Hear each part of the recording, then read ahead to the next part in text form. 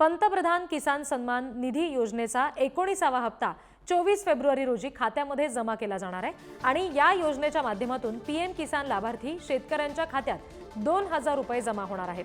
पंतप्रधान नरेंद्र मोदी 24 फेब्रुवारी रोजी बिहारमधील भागलपूरमध्ये पात्र शेतकऱ्यांच्या बँक खात्यात डीबीटीद्वारे 19वा हप्ता हस्तांतरित करतील। एका क्लिकद्वारे 9.80 कोटी शेतकऱ्यांच्या खात्यामध्ये जवळपास 22,000 कोटी रुपये वितरित केले जातील।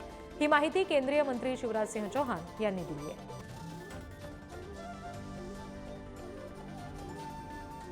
लाभार्थी शेतकऱ्यांच्या खात्यात 2000 रुपये थेट जमा होणार आहेत। पीएम किसान योजनेचा 19वा हप्ता हा असणार आहे। आणखी तपशील घेऊया प्रतिनिधी किरण डोईफोडे यांच्याकडून। किरण, काय नेमका फायदा शेतकऱ्यांना या सगळ्याचा होऊ शकतो? महाराष्ट्रातले साधारणपणे किती शेतकरी या सगळ्या संदर्भात आहेत?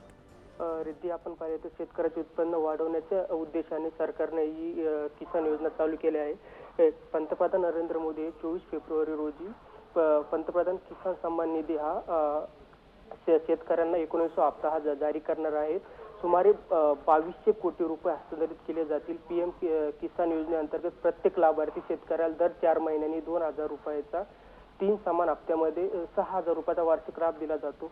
ही रक्कम पात्र शेतकऱ्यांच्या थेट बँक खात्यात जमा केली जाते। फेब्रुवारी 2019 मध्ये लॉन्च करण्यात आलेली पीएम किसान ही जगातील सर्वात मोठी डीबीटी योजना आहे। या योजनेमुळे शेतकऱ्यांना बियाणे आणि खत खरेदीसाठी लागणारा खर्च भागवण्यास मदत होते, म्हणून ही योजना आखण्यात आलेली आहे। रिद्धी जी, धन्यवाद किरण दिलेल्या माहितीसाठी।